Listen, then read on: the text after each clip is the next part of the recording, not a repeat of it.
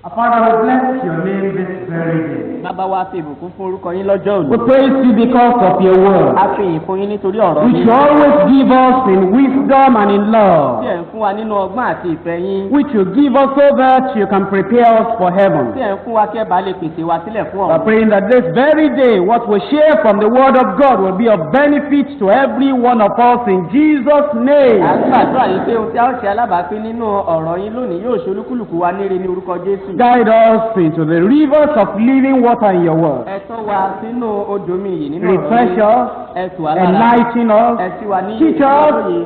and train us in the way we ought to Ẹ go. kọ́ wa kí ẹ sì tọ́ wa ní ọ̀nà tó yẹ fún wa láti rìn. In Jesus' name we pray. Ní orúkọ Jésù ni a gbàdúrà. Ìyàwó jẹ́ ìgbékalẹ̀ Ọlọ́run fúnra rẹ̀. And God has so much for us in the word of God Ọlọ́run sì ní ọ̀pọ̀lọpọ̀ nǹkan fún wa nínú ọ̀rọ̀ to Ọlọ́run. make marriage a glorious possibility. Láti lè jẹ́ kí ìgbéyàwó jẹ́ ìlógo tó ṣeé ṣe. And yet human beings have made it something bad and negative, something that, makes you to suffer. Síbẹ̀ ènìyàn ti sọ di nǹkan ìbàjẹ́, nǹkan tí yóò mú kí inú ènìyàn ó bàjẹ́ kí èèyàn ti máa jìyà. Instead of the many promises and privileges we have in the Bible concerning marriage and the family, the source or the essence or the center of marriage with many people is just their problems. Dípò àwọn lílèṣe àti àwọn ìbùkún àti àwọn ìlérí ọ̀pọ̀lọpọ̀ tó yí ìgbéyàwó ká tó yẹ fún wa láti rí nínú ọ̀rọ̀ Ọlọ́run, ṣùgbọ́n wàhálà àti ìpọ́njú àti làásìgbò ni àwọn èèyàn bẹ̀rẹ̀ sí rí. And today we're talking on a major problem in marriage. Lónìí a ṣe ń sọ̀rọ̀ nípa ìṣòro kan tí ó lágbára lọ́pọ̀lọpọ̀ nínú ìgbéyàwó. When a man and a woman come together in matrimony, in wedlock or marriage, Nígbà tí ọkùnrin àti obìnrin kan tí wọ́n bá ti di ọkọ àti aya nínú ìgbéyàwó. there are many things that bring problems into the marriage. Ọ̀pọ̀lọpọ̀ nǹkan ló máa ń mú wàhálà wá sínú ìgbéyàwó. But the number one, Ṣùgbọ́n èyí èkìní the central problem ìṣòro tí ó ga jùlọ is níbẹ̀. how to deal with money. Òun náà ni bí a ṣe ń bójútó owó. And so this morning we're looking at the message, money and marriage. Nítorí náà ní àárọ̀ yìí à ń ṣe àyẹ̀wò ìwàásù tó dúró lórí owó àti ìgbéyàwó. It can be a blessing if we have money. Ó lè jẹ́ ìbùkún bí a bá lówó. And yet it can be something that is not blessed but something very harmful if we don't know what to do with the money. Síbẹ̀ ó lè jẹ́ nǹkan tí kò mú ìbùkún lọ́wọ́ ṣùgbọ́n nǹkan tí ó léwu bí a bá lówó náà ṣùgbọ́n bí a kò bá bí a lè Many ṣe things náà. cause problems in families in relation to money. Ọ̀pọ̀lọpọ̀ nǹkan ni ó ń fa wàhálà sínú ẹbí nítorí owó.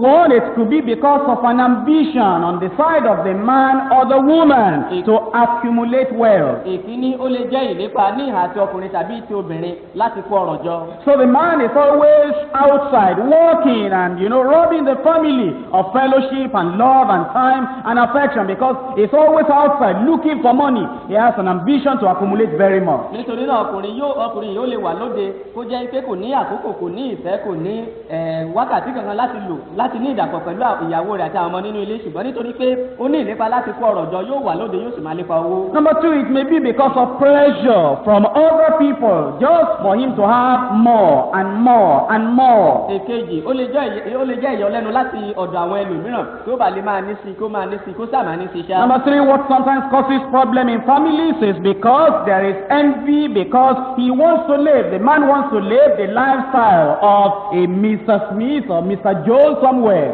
Ohun tó tún máa ń fa ohun kẹta tó tún máa ń fa wàhálà tàbí ìyọnu nínú ẹbí òun náà ni pé ó lè jẹ́ pé ọkùnrin òun fẹ́ gbé ìgbésí ayé rẹ̀ bíi ti ọ̀gbẹ́ni lágbájá tàbí ọ̀gbẹ́ni làkàṣègbè. Or it is a woman that is always looking at another woman and she wants to spend money like they are spending money. Tàbí obìnrin ni ó ń wo obìnrin mìíràn tí òun sì fẹ́ máa náwó bí àwọn pẹ̀lú ti náwó. In Psalm 73 verses 2 and 3. Nínú orin Dáfídì orí kẹtàléní àádọ́rin ẹsẹ̀ ìkejì àti ìkẹta. Psalm 73 verses 2 and 3. Orin Dáfídì orí kẹtàléláàádọ́rin ẹsẹ̀ ìkejì But àti as ìkẹta. for me, my feet were almost gone, my steps were well nigh slipped, for I was envious at the foolish when I saw the prosperity of the wicked. Ṣùgbọ́n bí ó ṣe ti èmi ni ẹsẹ̀ mi fẹ́rẹ̀ yẹ̀ tán, ìrìn mi sì fẹ́rẹ̀ yọ tán, nítorí tí èmi ṣe ìlara sí àwọn aṣeféfé nígbà tí mo rí àlàáfíà àwọn èèyàn búburú. And so it brings problems to the family when we do not just sit down together and discuss how we want to plan and budget and spend money, but we're always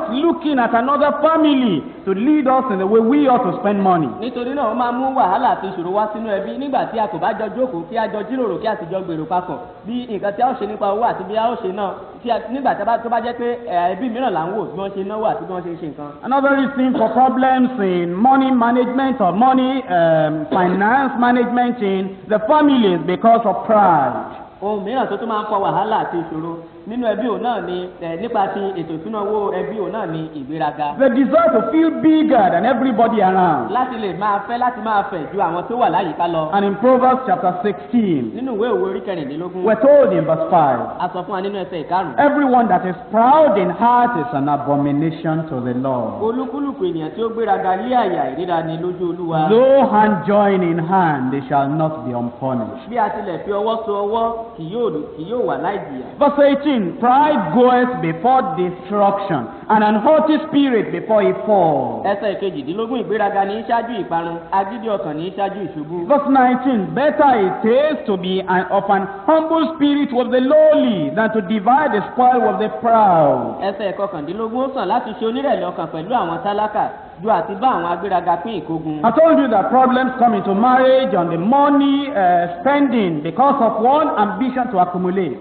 Mo ti sọ fún yín pé owó máa mú wàhálà wá sínú ẹbí nígbà mìíràn. Ìkíní nítorí ìlépa láti fẹ́ kó ọ̀rọ̀. Two, because of pressure to keep on having more. There is a possessive attitude on the family. Èkejì, ìyọlẹ́nu látòde wípé kí èèyàn tó lè máa ní sí eléyìí mú wàhálà wá sínú ẹbí. Three, because of envy, wanting to be like the other family. Ẹ̀kẹta, nítorí ìlara, mò ń fẹ́ dàbí ẹbí lágbájá. Four, because of pride, wanting to feel bigger than everybody around. Ẹ̀kẹrin, nítorí ìgbéraga, mò ń sàn fẹ́ ju àwọn èèyàn tó yí mi ká. Spending lavishly only to make yourself feel big. Tí èèyàn sá máa náwó sá láti fẹ́ fi ara rẹ̀ hàn wípé òun jẹ́ ẹni tó tóbi. Number 5, because of fear of the future. Ẹ̀karùn-ún, nítorí ẹ̀rù ọjọ́ ọ̀la. No, people are concerned to save for the future and they are not spending for today. Àwọn ènìyàn wá sì fẹ́ máa kó owó jọ fún ọjọ́ ọ̀la, wọn kò sì kó owó jọ fún ọjọ́ òní. The man is, desirous so that in my old age I will have money, and is not spending so that he will live till old age. Ọkùnrin yóò sì máa ṣàníyàn, yóò fẹ́ máa láti máa kó owó jọ nítorí ọjọ́ ogbó rẹ̀, ṣùgbọ́n kò sì ní ṣàníyàn tó kó owó jọ fún ọjọ́ òní. Number 6, we have problems because there is a basic fundamental disagreement between the husband and the wife on how the money in the family ought to be spent. Ẹ̀kẹfà, nítorí pé èdè àìyedè àti àìfohùnṣọ̀kan láàrin ọkọ àti aya nípa bí wọ́n ó ṣe náwó ń bẹ láàrin wọn. They have different perspectives about money. Bí wọ́n ṣe ń wo owó yàtọ̀ síra wọn. Different sets of priorities in the family. Bí àwọn nǹkan tí ó gbé tó ga nínú ọkàn wọn yàtọ̀ nínú ẹbí náà. Different interests in the family. Àwọn nǹkan tí wọ́n ń fẹ́ ó yàtọ̀ sí ara wọn. And therefore they have different ideas on where the money ought to go. Nítorí náà wọ́n ní èrò tó yàtọ̀ nípa ibi tó yẹ kí owó náà lọ. And because of that, there is always a disagreement and argument on how money should be spent in the family. Nítorí náà ìjà àti èdè àìyedè yóò máa wà nípa bí wọ́n ó ṣe ná owó náà nínú ẹbí. Number 7, the reason why we have problems in the family concerning money. Èkejì, èrèdí tí a fi ní ìṣòro nípa owó nínú ẹbí. Selfishness. Ìmọ̀tara ẹni nìkan. Caring for self and buying things for self without considering other members of the family. Títọ́jú ara ẹni nìkan, ríra nǹkan fún ara ẹni nìkan láì tọ́jú àwọn yòókù nínú ẹbí náà. Number 8, overindulgence and covetousness. Ẹ̀kẹjọ, ìkẹ́ ara kíyàn máa kẹ́ ara rẹ̀ kọjá bó ṣe yẹ àti tí ènìyàn máa ṣojú kòkòrò. Spending money on things that don't have any lasting value on the family. Kíyàn máa náwó lérí àwọn nǹkan tí kò ní pẹ́ lọ títí lórí ẹbí náà. Expensive entertainment. Kí ènìyàn máa ṣàlejò tó ga ju agbára lọ. Only to impress people when he is not impressing his wife and children, not spending on them. Láti lè máa mú orí àwọn ènìyàn yá, ṣùgbọ́n kí ó máa mú orí àwọn ọmọ àti ìyàwó rẹ̀ yá. In Proverbs chapter 21 verse 17. Nínú ìwé orí 21 ẹsẹ̀ 17. We're told this, and it's a word of caution, a word of warning. A sì sọ eléyìí fún wa, eléyìí sì jẹ́ ọ̀rọ̀ ìsúnrakì àti ọ̀rọ̀ ìkìlọ̀. That you're spending your family after you've giving your tithes and your offering to God. Your family is number 1. Wípé lẹ́yìn ìgbà tí o bá ti san ìdámẹ́wàá àti ọrẹ rẹ, wípé ẹbí rẹ ni tó ní igbá kìíní. And in Proverbs chapter 21 verse 17, he that loveth pleasure shall be a poor man. Òwe orí 21 ẹsẹ̀ 17, ẹni tó bá fẹ́ afẹ́ yóò di tálákà. He that loveth wine and oil shall not be rich. Ẹni tí ó fẹ́ ọtí wáìnì pẹ̀lú òróró kò lè lọ́rọ̀. And so you see these problems are caused in families. Nítorí náà àwọn ìṣòro wọ̀nyí ó ń bẹ ní owó fà nínú ẹbí. I say I have more reasons to give you why we have problems in our family on spending. Mo tún ní àwọn èrèdí mìíràn tí mo ní láti sọ fún àmì bí ètò ìnáwó bí ó ṣe fa wàhálà nínú ẹbí. Number 9, the reason we have problems in spending is because of what we call impulsive buying on emotion. Èrèdí mìíràn tó tún jẹ́ ìkẹsàn tí ènìyàn tí àwọn ẹbí fi ní wàhálà nípa ìnáwó òun náà ní ni pé kí ẹ̀kan máa ra nǹkan kan tó bá fà á mọ́ra lásán. Buy now and think later. kí èèyàn rà á tán kó tún ṣẹ̀ wá máa ronú lé lórí. You don't think at all before the buying. o rò ó kí o tó rà á. No plan, no budget. kò sí ìgbèrò rárá kò sí You just put money in your pocket. wàá kàn tọwọ́ bà kù. And then you are going outside. wàá kó sáàkù wàá Then you see something. wàá rí nǹkan kan Your níta. emotions rise up. ìmọ̀lára rẹ̀ dìde. And you feel, I must get that thing. nígbà tí ìrúsókè dìde mo gbọ́dọ̀ ra nǹkan You yìí. buy now and think later. That's what we call impulsive buying. wàá rà nísinsìnyí wàá máa ronú nígbà tó yá. Number 10, the reason we have problems with money in the family. èrèdí kẹwàá tí a fi ní ìṣòro pẹ̀lú owó nínú ẹbí. Shaky and shady investments. kí èèyàn máa kówó rẹ̀ lérí àwọn nǹkan tí kò fẹsẹ̀ múlẹ̀. You see a program, a project of getting rich quick. o ti rí ọ̀nà tí ènìyàn lè ti tètè lówó. And a friend comes to you and he says, if we take that business and we do it, you'll get money in 1 year. ọ̀rẹ́ rẹ̀ kan wá tọ̀ wá ní bí a bá lè dá owó sínú òwò yìí láàrin ọdún kan ó lówó And yanturu. so all your money, you invest it upon something that will not bring any result out. nítorí náà gbogbo owó tí oníwà wá dà á lérí àwọn nǹkan tí kò ní mú àbáyọrí kankan jáde. They don't pay off. That is, they are not profitable at all. wọn ò lérè rárá. And the reason you have lost your money that way is because you do it now and then you are thinking later of the consequences. èrèdí tí o sì fi ń pàdánù owó rẹ lọ́nà yìí òun ni pé nígbà tó bá ṣe é tán wà tó ń ṣẹ̀ wá máa ronú nípa àbáyọrí. See in Proverbs chapter 28, nínú ìwé òwe orí kejìdínlọ́gbọ̀n verse 20. ẹsẹ̀ ogún. A faithful man shall abound with blessings, but he that maketh haste to be rich shall not be innocent. olóòótọ́ ènìyàn yóò pọ̀ fún ìbùkún ṣùgbọ́n ẹni tí ó kánjú láti là kì yóò ṣe aláìjìyà. Verse 22. ẹsẹ̀ He kejìlélógún. that hasteth to be rich has an evil eye, and considereth not that poverty shall come upon him. ẹni tó kánjú àti là ó lé ojú ìlara kò sì rò pé òṣì ń bọ̀ wá sa òun. Reason number 11 why we have problems in families on money. èrèdí kẹwàá tí a fi ní ìṣòro nínú ẹbí nítorí owó. Materialistic love. Having love for material things that may not be useful at all to the family. ìfẹ́ láti kó àwọn ohun ìní jọ tí ó jẹ́ pé kò lè wúlò fún ẹbí. You don't think of the value and the use of the thing you are buying. ó ronú nípa pàtàkì àti ìlò nǹkan náà tí òun kówó lé You just spend láti rà. money on them, put money on them without thinking of the essential things the family would need. wàá kàn máa kówó lé àwọn nǹkan wọ̀nyí lórí lásán láì ronú nípa àwọn nǹkan tó ṣe pàtàkì gan tí ẹbí nílò. Number 12, we call it unwise purchase. èkejìlá à ń pè ní rírà pẹ̀lú ìwà òmùgọ̀. Look at me here. wùmí nìyí. You see, advertisers, they are taught to get money out of your pocket. àwọn tí wọ́n máa ń ṣe ìpolongo àti kọ́ wọn bí wọ́n ó ṣe máa gba owó lápò rẹ̀. You see those billboards on the road, whenever you are going on the way, you see a large signboard.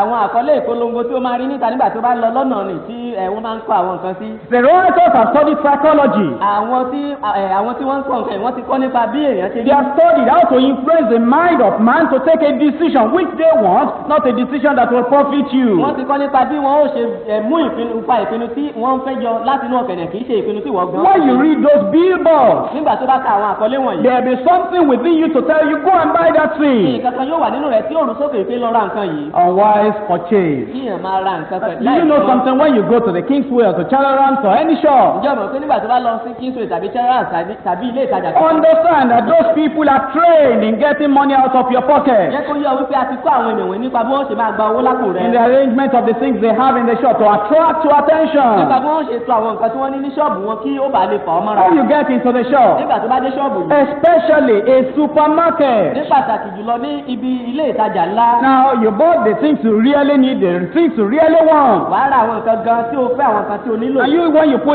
put those things in the tray, nígbà tó bá sì kó àwọn nǹkan wọ̀nyí jọ. and you are coming nígbà tó bá sì mọ̀. very near where the cashier is to pay your money, lẹ́gbẹ̀ẹ́ ibi tí ẹni tí wàá sanwó fún wà. they arrange some other things there wọ́n á tún kó àwọn nǹkan mìíràn jọ in a síbẹ̀. very nice way. lọ́nà tí ó dára. Things that you really don't need, àwọn nǹkan gan tó ò tilẹ̀. but the arrangement is so attractive wọ́n bí wọ́n ṣe tò wọ́n jọ ń fani mọ́ra. because they have used the psychology of selling. nítorí pé wọ́n ti lo ìmọ̀ ìjìnlẹ̀ You títà say, wait, ìtajà. I've not finished. wọ́n ní wàá ní dúró nǹkan tí ì ṣe I must take this thing. mo gbọ́dọ̀ ra ilé You yìí. take that, wàá mú èyí. then, you know the paper they put on the bottle, they so make it very look nice, and you know it's not the paper you are going to eat, it's the sin inside. ìwé tí wọ́n sì fi wé ara ìgò yóò dára yóò sì lẹ́wà tó jẹ́ pé yóò fà á mọ́ra ó sì máa pé kì í ṣe ìwé ara rẹ̀ ló fẹ́ jẹ ṣùgbọ́n nǹkan tó wà nínú rẹ̀ And ló fẹ́ because jẹ. of the colorful paper, nítorí bébà ara rẹ̀ tó sì fani mọ́ra. which is just the method of ó advertisement, jẹ́ ọ̀nà láti máa fi polongo lásán. we make unwise wise purchases. a ó bẹ̀rẹ̀ sí máa ra àwọn nǹkan níwọ̀ pẹ̀lú ìwà òmùgọ̀. Even the people that are not educated in psychology. àwọn èèyàn tí wọn kò tilẹ̀ mọ nǹkan kan nípa ìmọ̀ You go to the market, ìwọ lọ sọ́jà. and as you are going along, bí o ṣe ń lọ lọ́nà. the woman selling gari obìnrin tó ń ta will gàrí. taste it Yóò tọ́ wò. and say, "This is wonderful. yóò ní gàrí olóyọ̀. I've never seen this like before." àmì ò tí ì rí And then as you are going, "Madam, come now. màdám wà. Your husband will eat this one. Now one for you." ọkọ rẹ̀ bá jẹ eléyìí báyìí nǹkan ti dára fún ọ. That's not what you came to the market to buy. kì í ṣe nǹkan tó wá sọ́jà wá rà But because this woman can talk, ṣùgbọ́n nítorí pé obìnrin ilé sọ̀rọ̀. trained in experience, ẹni tí ó tí a ti kọ́ nínú to ìrírí get money from your pocket, yóò gba owó you lápò say, rẹ̀. "Let me buy a little." wàá ṣe jẹ́ kí n ra díẹ̀. And then you buy. wàá rà. Before you get to where you see what you really want, somebody else said, "This has just come." kí o tó débi tó o fẹ́ lọ ra nǹkan gan-an nígbà tó o lọ ẹlòmíràn tó fẹ́ eléyìí ṣẹ̀ṣẹ̀ dé. And you know these young boys that are selling, clothes for children, clothes for adults, and clothes for everybody, they dangle it like this and tell you, "Mama, you never got this one, you need this." àwọn ọ̀dọ́mọkùnrin wọ̀nyí tí wọ́n sì máa ń ta àwọn aṣọ ọmọdé lọ́jà yìí nígbà tó bá ń bọ̀ láti máa gbé sí ọ lójú pé màmá o rí báyìí o nílò rẹ̀.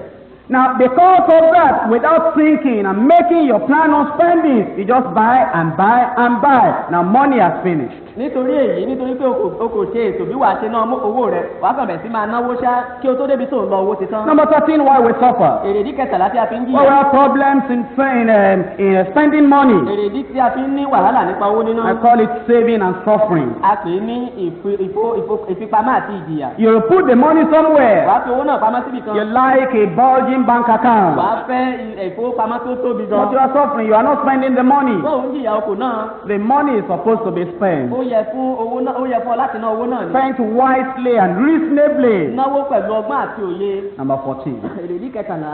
Loving money more than your wife. fífẹ́ràn owó ju aya rẹ lọ.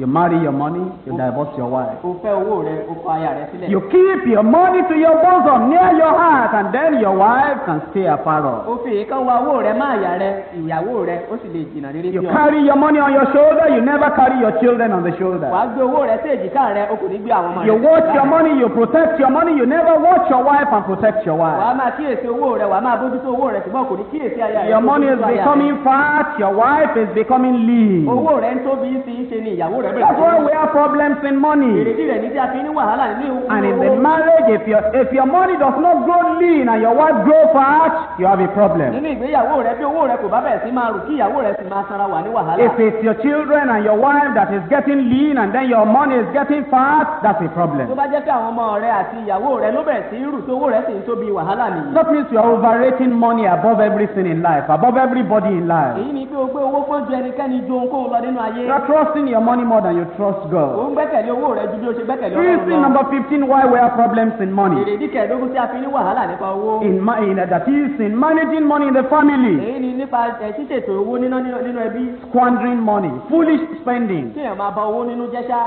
uncontrolled spending that has no plan. kí èèyàn kàn sáà máa náwó láì jẹ́ pé ó kó ní ìjánu láì jẹ́ kó ṣètò rẹ̀. Number 16. èrèdí kẹrìndínlógún. Carnal, sinful spending on women outside, and the only woman inside has no money to spend. níná owó lórí àwọn àjèjì obìnrin níta owó obìnrin gan tí o sì fẹ́ sílé o kò náwó lé lórí. That's why we have problems. èrèdí tí a fi ní wàhálà When you put all your money, you put it on children outside, women outside, things and people outside, and the people living with you, they have no food to eat. nígbà tó bá bẹ̀rẹ̀ sí ná owó rẹ lórí àwọn àjèjì ọmọ àwọn àjèjì obìnrin àwọn èèyàn níta ṣùgbọ́n tó jẹ́ pé àwọn ọmọ tó kó sílé àti ìyàwó rẹ kò ní owó kò ní oúnjẹ láti Reason jẹ. number 17 why we have problems in spending money. èrèdí kẹtàdínlógún tá a fi ní wàhálà nípa owó níná. Operating habitually on the credit system, that is on borrowing. kí èèyàn ṣẹ̀ṣá máa yá àwọn èèyàn lówó ṣá. So that every month when you get your money, pé ní gbogbo oṣù nígbà tó bá gba owó rẹ you are paying out debt every time. gbèsè ló fi ń san You are ṣá. never free. ò ní òmìnira rárá. Now, number 18. ìkejìdínlógún. Unwise, independent spending. kí èèyàn ṣá máa náwó lérí ara rẹ̀ lásán pẹ̀lú àìnírò. Independent, that means you never discuss it with your wife, with your husband.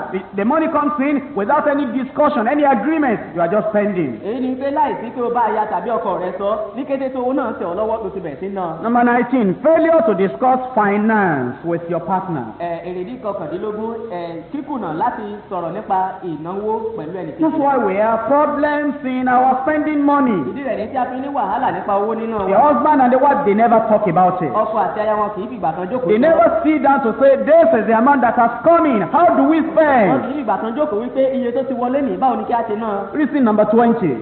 èrèdí ogun. Failure to learn from your past mistakes in the wrong use and the wrong spending of money.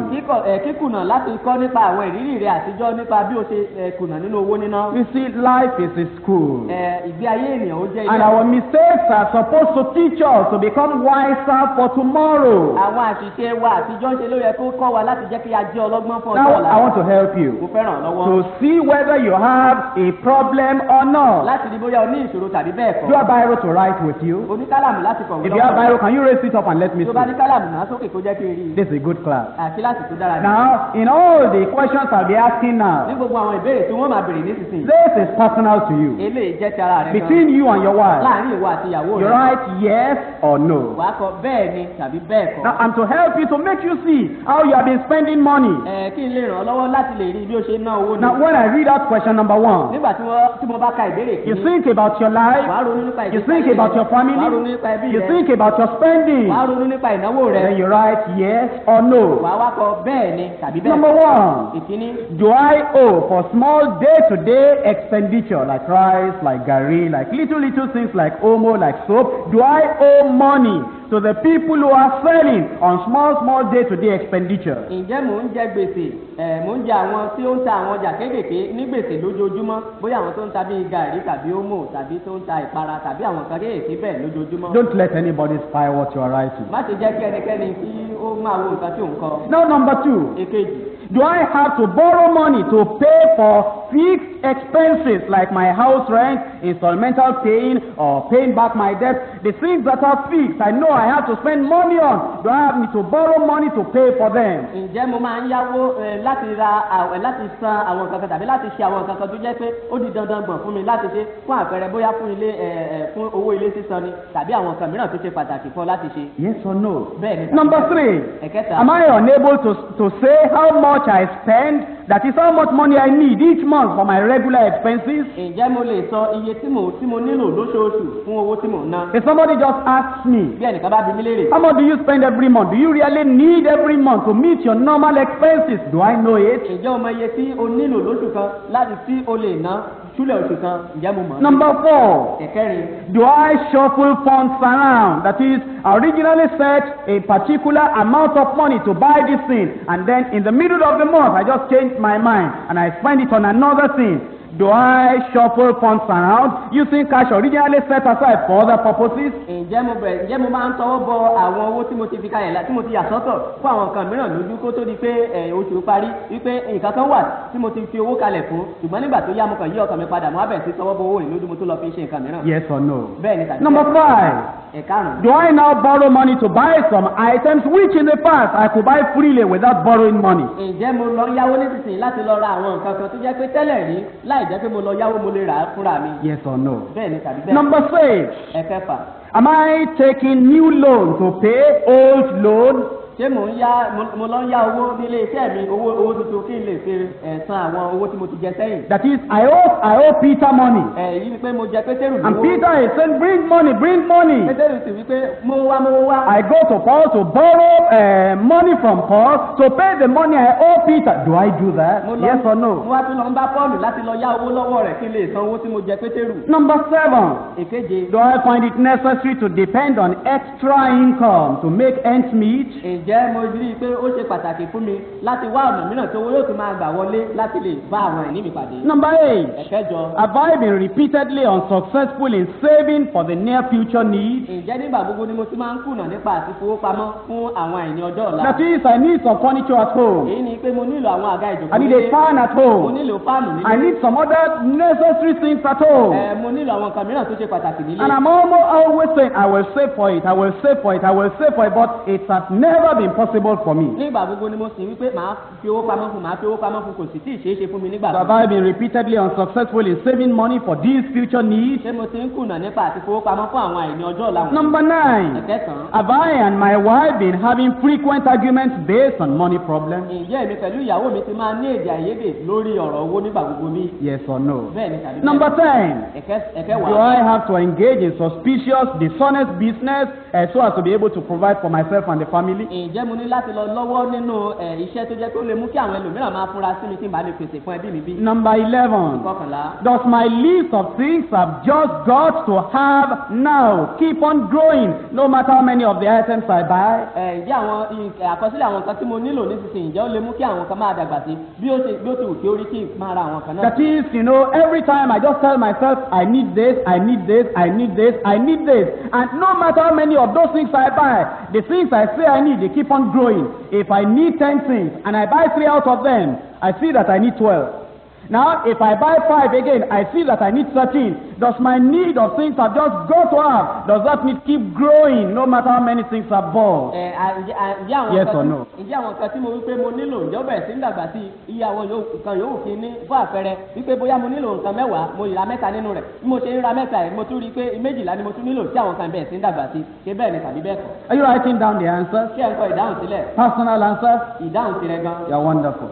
Ẹ jẹ́ àgbáyé. Number 12. Èkejìlá. Do I find myself hesitant and unwilling to pay my tithe from my income or to give anybody in need any amount of money? Yes or no? Ǹjẹ́ mo jẹ́ ẹni tó máa ń lọ́ra àti ẹni tó jẹ́ aláfara nípa àti san ìdámẹ́wàá mi tàbí láti ran ẹlòmíràn lọ́wọ́ láti bá ìní rẹ̀ pàdé bí bẹ́ẹ̀ ni tàbí bẹ́ẹ̀ kọ́? I've asked you 12 questions. Mo ti bi léèrè ìbéèrè 12. And some of the answers are yes and some are no. Àwọn ìdáhùn nínú wọn sì jẹ́ ìmíràn nínú wọn jẹ́ bẹ́ẹ̀ ni àwọn mìíràn jẹ́ bẹ́ẹ̀ kọ́. Look at your paper, am I right? Wo ìwé rẹ. Some answers are yes, some answers are no. Àwọn ìdáhùn mìíràn jẹ́ bẹ́ẹ̀ ni àwọn mìíràn jẹ́ bẹ́ẹ̀ kọ́. Am I right? Ṣé bẹ́ẹ̀ ni? The ones for yes, look at it very well. They are more than the ones for no. Eléyìí tó jẹ́ bẹ́ẹ̀ ni ó ju bẹ́ẹ̀ kọ́ lọ. Don't let anybody spy your paper. Má ṣe jẹ́ kẹ́nikẹ́ni yọjú wo ìwé rẹ. Now the answers for yes are more. Am I right? Ìdáhùn fún bẹ́ẹ̀ ni ó pọ̀ jù. Okay. If the answers for yes are more, that means you have problems. Bí ìdáhùn rẹ tí bẹ́ẹ̀ ni bá jẹ́ bí bẹ́ẹ̀ ni tó bá pọ̀ nínú ìdáhùn rẹ èyí ni pé o ní wàhálà.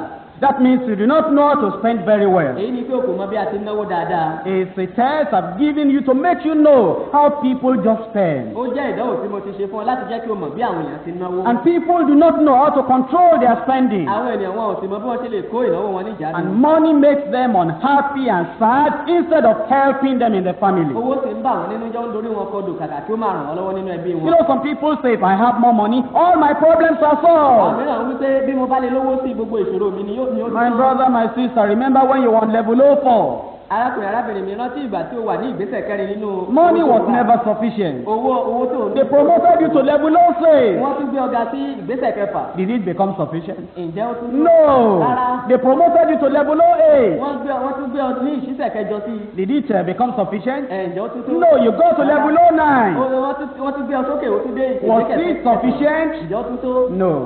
Listen to me. More money has a way of generating more spending. Bí kí tẹ̀yẹ̀ bá lówó tí ó lọ́nà tí owó náà yóò tún pé máa gbà. When more money comes in, Nígbà tí owó bá ń pọ̀ sí. there will be more things to buy. Àwọn kan láti rà sí yóò tún máa pọ̀. Am I right? Ṣé bẹ́ẹ̀ ni? They are never sufficient. The money is never sufficient. Owó náà kì í tó. And it is because we have no wisdom and understanding on how to control our spending. Nítorí pé a kò ní ọgbọ́n àti òye nípa bí a ó ṣe kó ìnáwó wa ní ìjánu ni. I've titled that section 1, Faults and Failure. Ipa àkọ́kọ́ yìí àkòrí tí mo fún òun náà ní àwọn ẹ̀bi àti ìjákulẹ̀. Now you see we have our faults and our failures in spending money in the family. A ní ẹ̀bi àti ìkùnà wa nínú nínáwó nínú ẹbí wa. I'm going to number 2, which is faith for fun. Mo ń lọ sí ipa kejì tí ṣe ìgbàgbọ́ fún ìmówó wọlé. Now you see, to be able to have money to spend, we need to believe God. Láti lè lówó láti ná nínú ẹbí wa, a ní láti lè gba Ọlọ́run gbọ́. That God will supply. Wípé Ọlọ́run yóò pèsè. And in Proverbs chapter 10, Nínú ìwé òwe orí kẹwàá. Proverbs chapter 10, Òwe orí kẹwàá. reading from verse 4. Láti ẹsẹ̀ ìkẹrin. He becometh poor that dealeth with a slack hand, but the hand of the diligent maketh rich. Ẹni tó bá dẹ ọwọ́ adi tálákà, ṣùgbọ́n ọwọ́ àwọn alápọn ní mú ọlá wá. That's how to get rich. Bí a ṣe ń lọ́rọ̀ nìyí. To become diligent in your work. Láti jẹ́ alápọn lẹ́nu iṣẹ́ rẹ. Faithful in service. Láti jẹ́ olóòótọ́ nínú iṣẹ́ rẹ. Fervent in the place of your Láti jẹ́ work. ẹni tó jáwáfá níbi iṣẹ́ rẹ. But if you are lazy and indolent and, unwilling to work, of course, you will not be able to have. Ṣùgbọ́n bí o bá ní ọ̀lẹ àti ọni tí ọwọ́ rẹ̀ ń dilẹ̀ wá rí wípé o kò ní lè ní nǹkan kan. In verse 5. Ẹsẹ̀ ìkarùn-ún. He that gathereth in summer is a wise son, but he that sleepeth in harvest is a son that causeth suffers shame. ẹni tí ó bá kójọ ní ìgbà ẹ̀rùn lé ọlọ́gbọ́n ọmọ ṣùgbọ́n ẹni tó bá ń sùn ní ìgbà ẹ̀rùn ọmọ tí dojú sí. Blessings are upon the head of the just, ìbùkún wà lé orí olódodo. but violence covers the mouth of the wicked. ṣùgbọ́n ìwà agbára ni yóò bá ẹnu èèyàn búburú. In chapter 12, verse 14. Chapter 12, verse 14. orí kejìlá ẹsẹ̀ kẹrìnlá. A man shall be satisfied with good by the fruit of his mouth, but the recompense of a man's hand shall be rendered unto him. 12:14. orí kejìlá ẹsẹ̀ kẹrìnlá. nípa èrè ẹnu ènìyàn ni a ó fi ohun rere tẹ́ ẹ lọ́rùn, èrè iṣẹ́ ọwọ́ ènìyàn ni a ó sì san fún un.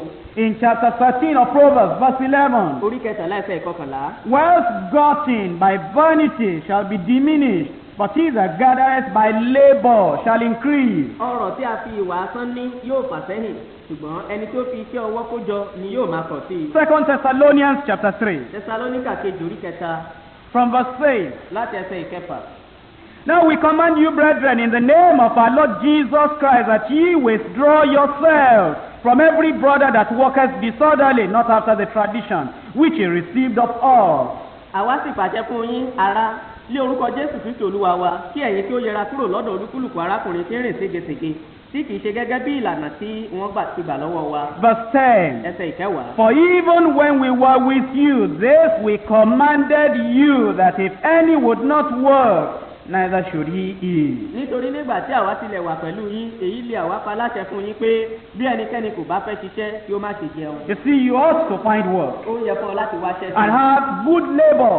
tí ó sì ṣe làálàá tó Don't be in a dára. type of dubious, dishonest business. má ṣe wà nínú iṣẹ́ tí yóò máa mú kí àwọn èèyàn fúnra sí ọ. Then by the work you do, God will provide for you. nípa iṣẹ́ tí òun ṣe Ọlọ́run yóò pèsè fún There ọ. are many types of work you can do. oríṣiríṣi iṣẹ́ ló wà tí o lè ṣe. Now you ought to find out with your friends or from your friends and, discuss together. ó yẹ fún ọ láti wádìí lọ́dọ̀ àwọn ọ̀rẹ́ rẹ kí ẹ jọ sọ̀rọ̀. That's why we're in a fellowship. ìdí rẹ̀ ní tí a fi wà ní ìdàpọ̀. If you have a problem on getting job, be free and discuss with, brothers and sisters who are here with tí o us. bá ní wàhálà nípa àtiríṣẹ́ ṣe ìwọ tí ọkàn ká kí o sì béèrè lọ́wọ́ àwọn arákùnrin àti arábìnrin Our wa. brothers and sisters here are wonderful. àwọn arákùnrin àti arábìnrin wa níyìn wọ́n jẹ́ There are times they know that there are vacancies in their places of work. They come to tell the ministry. We announce it, and many people have got jobs that way. ìgbà mìíràn wà tó jẹ́ pé wọ́n á rí i pé àyè iṣẹ́ sí sílẹ̀ ní ibi iṣẹ́ wọn wá sì wá sọ fún iṣẹ́ ìránṣẹ́ níyìn á ó fi lọ nípasẹ̀ báyọ̀ ọ̀pọ̀lọpọ̀ èèyàn ló ti rí Now, iṣẹ́. apart from getting money through the labor of your hand, yàtọ̀ sí rírí owó nípa làálàá ọwọ́ God rẹ̀. also provides in various ways. Ọlọ́run ti máa ń pèsè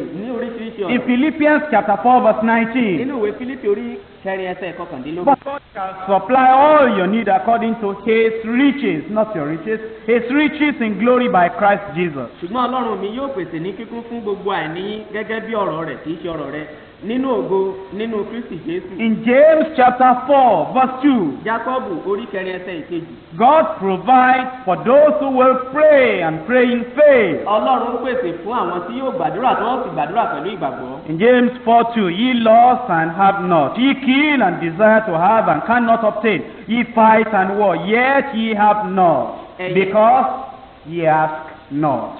ẹ̀yin ń fẹ́ ẹ kò sì ní, ẹ̀yin ń pa ẹ sì ń ṣe ìlara ẹ kò sì lè ní, ẹ̀yin ń jà ẹ̀yin sì ń jagun ẹ kò ní nítorí tí ẹ̀yin kò béèrè.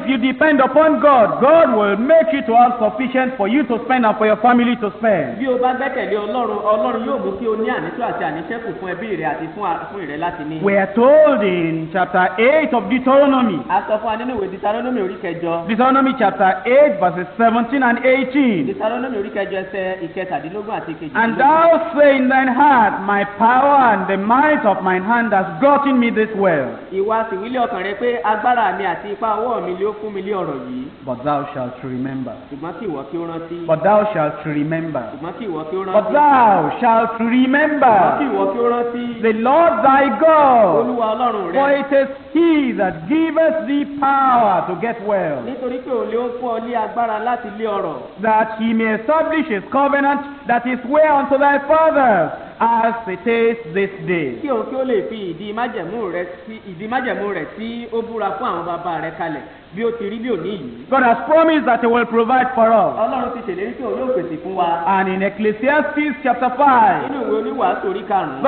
verse 19. ẹsẹ̀ ìkọkàndínlógún. Ecclesiastes 5:19. oníwàásù orí karùn-ún ẹsẹ̀ ìkọkàndínlógún. Every man also to whom God has given riches and wealth and has given him power to eat thereof, and to take his portion, and to rejoice in his labor. This is the gift of God. bí ọlọ́run bá fi ọrọ̀ fún ẹnikẹ́ni tí ó sì fún un lé agbára àti jẹ nínú rẹ̀ àti láti mú ìpín rẹ̀ àti láti yọ nínú làálàá rẹ̀, èyí pẹ̀lú ẹ̀bùn ọlọ́run ni. So God has the power, the knowledge, the provision to give us the supply to our needs. nítorí náà ọlọ́run ní ipá àti agbára àti òye láti lè fún wa ní àwọn àìní wa. Now that you have money does not mean your family will be happy. wípé olówó ní kò túmọ̀ sí pé inú ẹbí rẹ̀ If you don't know how to spend that money, tí o kò bá mọ bí wàá ti ná owó náà. that you have money does not mean that your children will be cared pé for. olówó yìí kò túmọ̀ sí pé àwọn ọmọ rẹ̀ yóò ní If you don't know how to spend that money on the family and on the tí o children, kò bá mọ bí a ti ná owó yìí lé orí àwọn ẹbí àti àwọn ọmọ rẹ̀. I'm concluding with steps to financial freedom. mò ń parí rẹ̀ pẹ̀lú àwọn ìgbésẹ̀ sínú òmìnira ìnáwó. You want to be free from the anxiety and the worry and the problems that money brings in the family. ó ń fẹ́ bọ́ lọ́wọ́ àwọn gbogbo làálàá àti àìkú ìfọkànbalẹ̀ tí owó máa mú wá sínú You ẹbí. want to understand how you can spend in a wise way. ó fẹ́ lóye bí wàá ti náwó pẹ̀lú ọgbọ́n. In a way that the money is not a problem to you, but a blessing, a privilege for you to have. lọ́nà tó jẹ́ pé owó yìí kò ní jẹ́ wàhálà tàbí ìyọnu fún ọ, ṣùgbọ́n yóò jẹ́ àǹfààní fún ọ wípé olówó náà. Now keep your attention clear. ìwọ jẹ́ kí òye rẹ̀ And focus on me here because I'm giving you 4 points on how to have financial freedom. kí o sì máa wò mí nìyí nítorí pé mò ń fún ọ ní àwọn kókó mẹ́rin bí wàá ṣe ní òmìnira ìnáwó. How your money will be your servant and not your master. bí owó rẹ̀ yóò ṣe jẹ́ ẹrú fún ọ tí kò ní jẹ́ ọ̀gá rẹ̀. How you will use your money but your money will not use you. bí wàá ṣe lo owó rẹ̀ tí owó rẹ̀ kò sì nílò ọ́. How your money will make you fat and as the money is growing lean, not how you will be lean and your money will be growing fat. bí owó rẹ̀ yóò ṣe máa rù ṣùgbọ́n tí wàá máa sara kì í ṣe pé owó rẹ̀ yóò máa sara tí wàá sì How máa you rù. will not come under the curse because of the load of money, but you'll come under the blessing of bí God. o kò ṣe ní wá sí abẹ́ ìbùn nítorí ẹrù wúwo owó ṣùgbọ́n tó jẹ́ pé wàá wá sí abẹ́ ìbùkún Ọlọ́run. Now that you've got the money by working, nísinsìnyí tí o ti rí owó náà nípa iṣẹ́ you ṣíṣe, receive the salary at the end of the month, wàá gba owó náà ní ìparí oṣù. or you receive your pay because you are trading and now you are getting money. tàbí òun gba owó nítorí pé òun ló ń ṣe. Now for those of us who have not married yet, all these things are very useful to you. fún àwọn tí a kò tí ì ṣègbéyàwó àwọn nǹkan wọ̀nyí ó ṣe pàtàkì fún ó wúlò But fún I'm wa. now talking particularly to those who are married. ṣùgbọ́n mò ń bá àwọn tó ti ṣègbéyàwó sọ̀rọ̀ ní pàtó. Step number 1. ìgbésẹ̀ kìíní. Settle your financial differences between the husband and the wife. yanjú ìyàtọ̀ tó wà láàrin ètò ìnáwó yín èyí ni láàrin ọkọ àti aya. Because financial differences is one of the biggest causes of disharmony and problem in marriage. ìyàtọ̀ nípa ìnáwó jẹ́ nǹkan tí ó máa ń fa wàhálà àti làásìgbò ńlá nínú So, ìgbéyàwó. step number 1, sit down to discuss financial matters together. nítorí náà ìgbésẹ̀ àkọ́kọ́ ẹ jọ jókòó papọ̀ kí ẹ sì sọ̀rọ̀ nípa ètò ìnáwó. Poor communication leads to financial foolishness. àìkò mọ bí àtijọ́ ń bára ẹni sọ̀rọ̀ ó máa mú kí èèyàn náwó bí ó ṣe rí. When you sit down to talk about money, about spending, what are you going to say? nígbà tí ẹ bá jọ jókòó láti sọ̀rọ̀ nípa ìnáwó kí ni nǹkan tí ẹ ó sọ. Talk about your priorities for spending. sọ̀rọ̀ nípa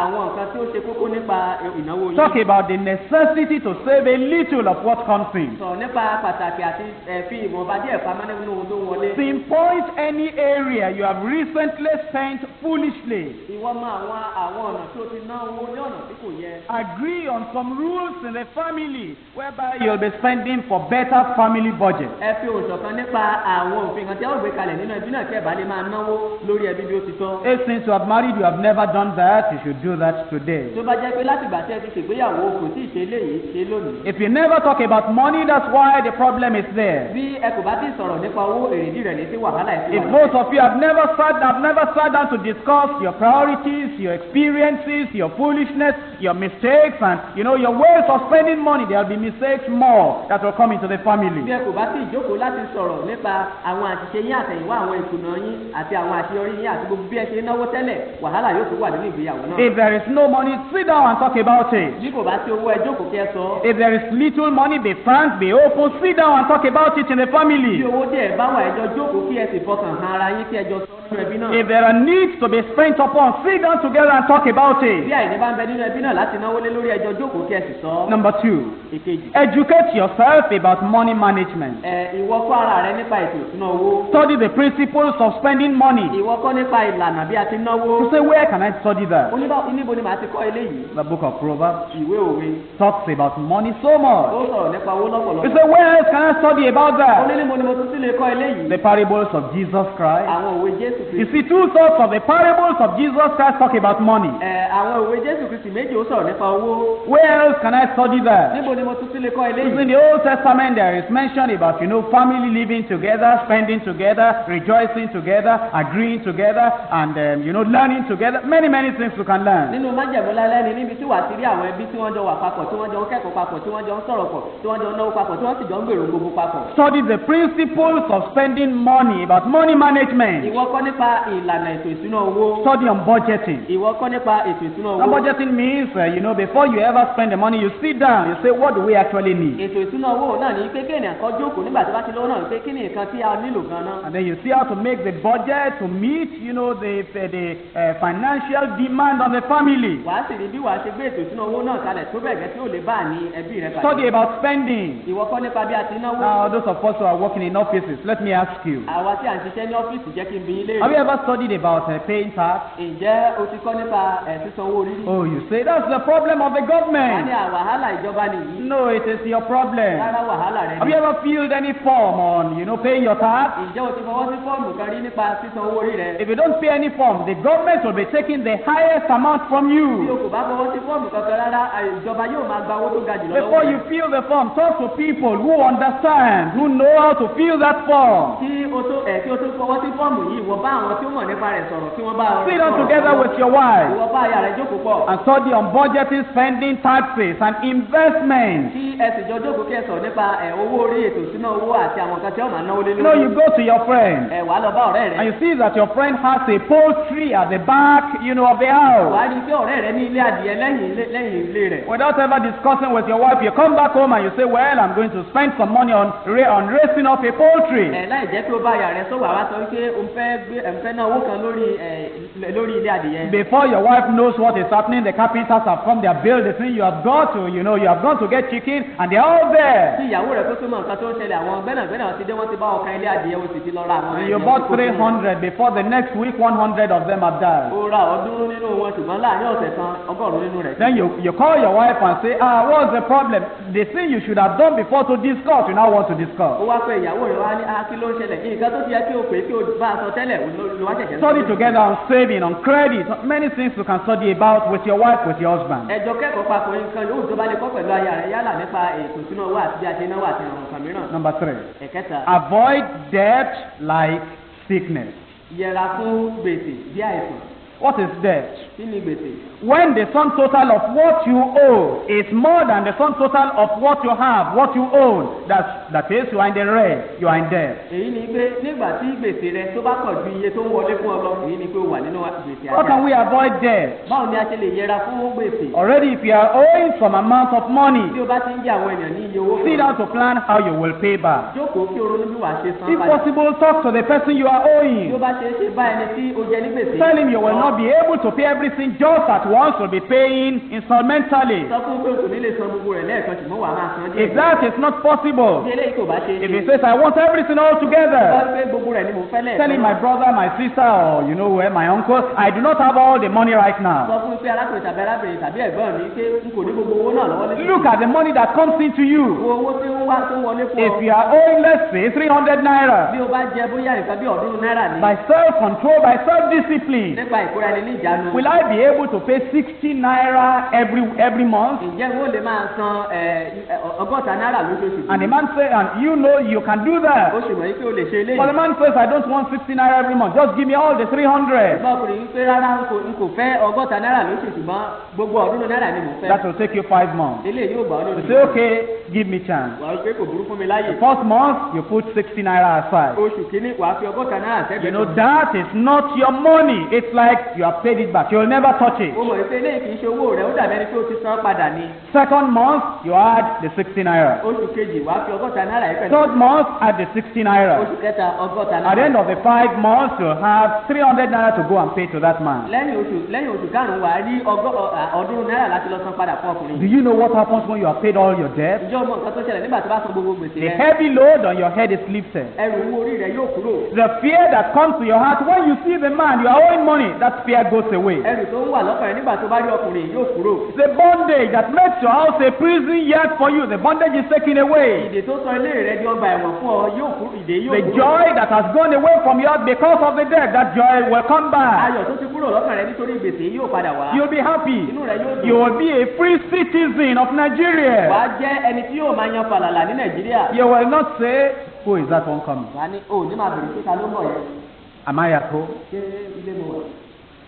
Now, my children, do you think I'm at home now? ọmọ mi ṣé o lérò pé ilé mo wà yìí? What will you tell that man when he comes? kí ni wàá sọ fún ọkùnrin nìkan? There will be no necessity of that when you have paid all your debt. gbogbo eléyìí kò ní wúlò mọ́ nígbà tó bá ti san gbogbo gbèsè And when rẹ. you see the person at the Bible study at the fellowship, nígbà tó bá ti rẹ ní ẹ̀kọ́ bíbélì and the usher said, brother, sit down tí here. àwọn adènà sì fi arákùnrin jókòó níyìn. On that row is that man. ní orí àga tó jókòó That you owe money. tí ó jẹ lówó. You take it, you say, I'm going to toilet for. wàá ní mo kọ́ fẹ́ lọ gbọ́n sẹ̀lẹ̀. Then you get to toilet. wàá tún délé. When you are coming from the toilet, you go to the other side so you don't see that man. nígbà tó bá ti lé ìgbọ̀nsẹ̀ bọ̀ wàá gba ọ̀nà mìíràn tó má bàa rí You see, after you have paid all your debt, there will be total freedom from your heart. lẹ́yìn tó bá san gbogbo gbèsè rẹ̀ ìtàn òmìnira yóò wà nínú ọkàn rẹ. Now agree on a family priority list and stick to it. ẹ fi òṣàkọ lórí àwọn nǹkan tó ṣe kókó nínú ẹbí kí ẹ sì dúró You see, that means to sit down with your Èyí wife, pé wàá jókòó pẹ̀lú aya rẹ. with your Bible in your pẹ̀lú hand. kálàmù lọ́wọ́ Then rẹ. you ask your wife, Láti bí aya rẹ now léèrè. my wife, this month should be a new month. ìyàwó mi ó yẹ kí oṣù jẹ́ oṣù. What do we need in this house for this kí ni month? nǹkan tí a nílò fún ilé yìí lóṣù yìí? Your wife says,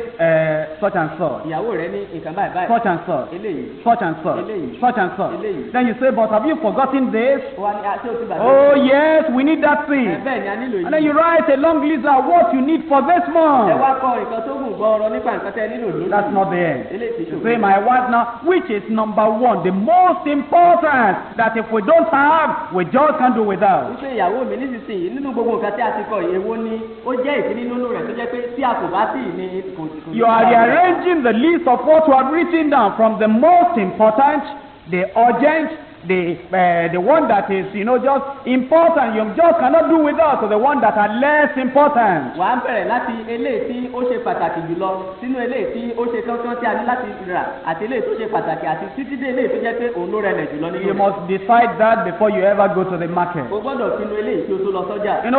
What happens to us is that we take our salary. nǹkan tó ń ṣẹlẹ̀ sí wa ni pé à ń gbowó oṣù wa. And while we are taking our salary, kékeré tí a bá ti gbowó you oṣù have wa 300 naira in the pocket. a ní ọ̀ọ́dúnrún náírà lápò. And you say, I need something. wà á sì pé mo nílò àwọn You are not treating those things kò now. tí ì kọ àwọn nǹkan wọ̀nyí You sílẹ̀. go to Kingsway. wà á lọ sí You go to Chalaram. wà á lọ sí You go to the Chalaram. market. wà á lọ sọ́jà. You go to supermarket. wà á lọ sí And you are supermarket. going around like a big wà á sì man. máa lọ káàkiri bí ẹni ńlá. And then all the people are saying, come, buy, come, buy, come, buy. gbogbo àwọn èèyàn ló sì ń pè ọ́ wá rà wá rà wá rà. Before you come back, 300 naira is kó tó gone. dé ọ̀ọ́dúnrún náírà ti lọ mọ́ ọ lápò. And then it's after you have bought all those things, say, but I think I need this one. I didn't remember.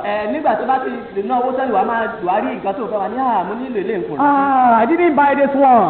mi ò ra eléyìí. Before you ever get out of the house, decide what you need before you go and kó buy. tó jáde nílé ìwọ pinnu lórí àwọn nǹkan tí o nílò kí o tó lọ rà wọ́n. Don't ever go and visit a large shop with money in your pocket if you have not decided what to buy. bí o bá ti pinnu lórí àwọn nǹkan tí o bá ń fẹ́ rà ìwọ máa lọ sí ṣọ́ọ̀bù ńlá kan pẹ̀lú owó lápò rẹ. You cannot go to market and not see what to buy. o kò lè lọ sọ́jà láì rí nǹkan rà. Even when you don't need it, nígbà tí o bá tilẹ̀ nílò rẹ̀. you will buy the toy. wàá ra ìṣeré You ọmọdé. will buy ball. wàá ra You will bọ́ọ̀lù. buy sunshade. wàá ra gágà ojú. You will buy, you will buy shirts. wàá ra ṣẹ́ẹ̀tì. You will buy slippers. wàá ra bàtà You will pẹ́kẹ́lẹ́. forget that gari is important, but there's no gari in the market. You have gone. wàá gbàgbé pé o nílò gàrí ṣùgbọ́n gàrí wà lọ́jà ò ti náwó tán. That's why you mustn't just foolishly go to the market with all your money in your pocket. ìdí rẹ̀ ní tí èèyàn kò fi ní láti tí ó kò yẹ fún ènìyàn láti lọ sí ọjà pẹ̀lú Leave gbogbo the owó money lápò rẹ̀. behind. ìwọ owó náà pamọ́ And sílé. then decide on what you actually need. wá pinnu lórí ohun tó nílò gan-an. Now, how do we make budget? báwo ni a ti ń ṣe